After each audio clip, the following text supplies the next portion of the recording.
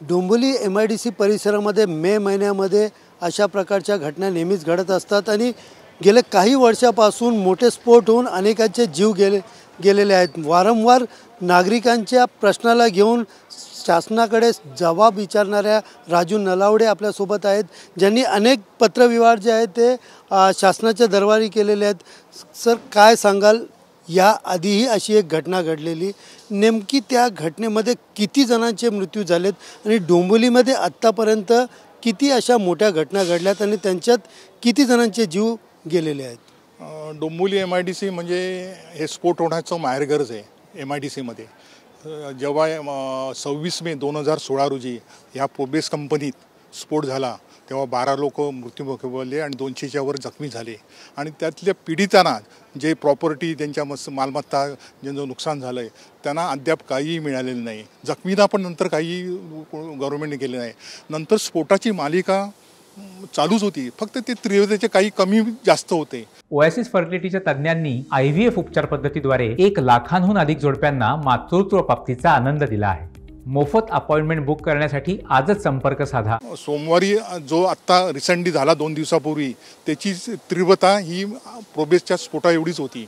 म्हणजे जवळजवळ 3 ते 4 किलोमीटर परिसरात अक्षरशः हजारो डोंबिवली आणि पुन्हा लोकांचे नुकसान झाले आहेत। पुन्हा त्याच्यात एक 12-15 लोक मेलेले आहेत, अनेक जखमी झाले आहेत। लोक राजकारणी शासनाचे अधिकारी आश्वासन देतात पण काही मिळत नाही। आता म्हणतात आम्ही कंपन्या हलवू। आमची मागणी तीच आहे की इथल्या अति हजार्ड्स म्हणजे केमिकल कंपन्या आहेत त्या इथनं हलवाव्या, आमची पूर्वीपासून मागणी आहे। पण आता म्हणतात की एवढे अपघात झाल्यावर मेल्यावर आता म्हणतात की आता हलवतो, पण माझा त्यावर पण विश्वास नाही। जेव्हा इथनं केमिकल कंपन्या जातील तेव्हाच आम्ही विश्वास ठेवू आणि आम्ही इथे सुखाने राहू। ही प्रोबेस कंपनी होती जी 26 मे 2016च्या वेळेला या ठिकाणी स्फोट झालेला, नेमकी या कंपनीत काय काय बनवायचं आणि त्यावेळेला या परिसरामध्ये कित्येक किलोमीटर लांब असे लोकांच्या घराचे किती नुकसान झालेले?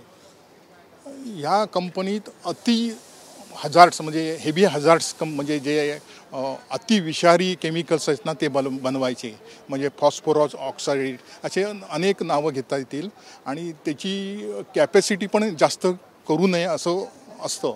आणि तेव्हाच त्याच्या इथे वेल्डिंगचं काम चालू होतं आणि त्या वेल्डिंगच्या ठिंगणीने त्या साठ्यावर त्यांच्या तो पडला आणि अक्षरशः अर्धी डोंबिवली हादरली त्याच्यामुळे आणि 7.5 कोटी म्हणजे 7.5 कोटी रकमेचं लोकांचं नुकसान झालं।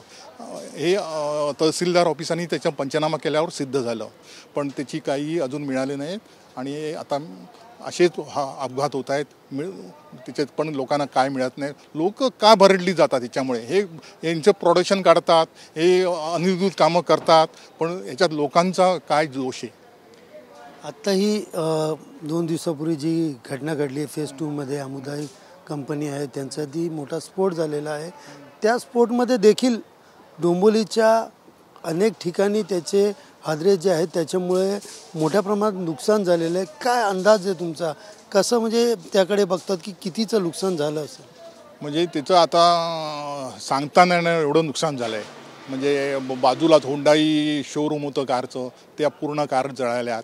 कित्येक आजूबाजूच्या बिल्डिंगमधल्या म्हणजे बिल्डिंगच्या क्रॅक गेलेले आहेत, बिल्डिंगची तावदानं फुटलेली आहेत, 12 ते माणसं मेली आहेत, जवळजवळ 50 ते 60 जखमी झाली आहेत आणि अजून नुकसान किती मोजता येईल ते शक्य नाही आहे। आता त्याचा पंचनामा जो होईल तेव्हाच ते समजेल।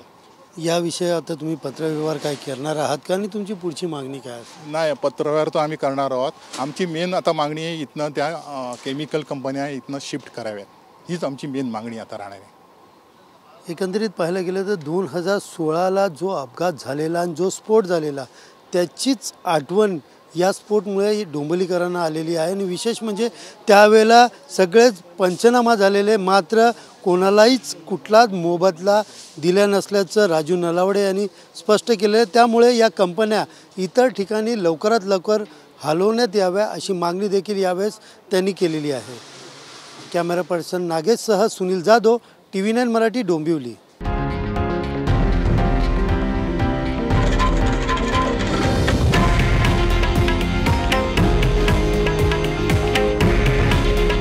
हे आहे देशातील नंबर 1 न्यूज नेटवर्क आणि आपण पाहत आहात TV9 मराठी.